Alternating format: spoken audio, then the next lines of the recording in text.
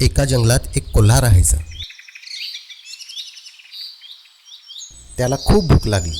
तो अन्नासाठी इकडे तिकडे भटकू लागला. तो एका द्राक्षाच्या मळ्यात येऊन पोचला. बघतो तर काय, द्राक्ष खूप उंचावर होती. त्याने खूप उड्या मारून बघितल्या, पण त्याचे तोंड द्राक्षांपर्यंत पोचत नव्हते.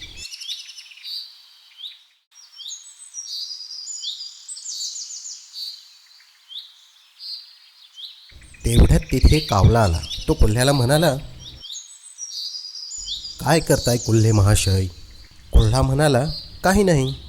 कावळा म्हणाला, मी मदत करू का? कोल्हा म्हणाला, नको नको.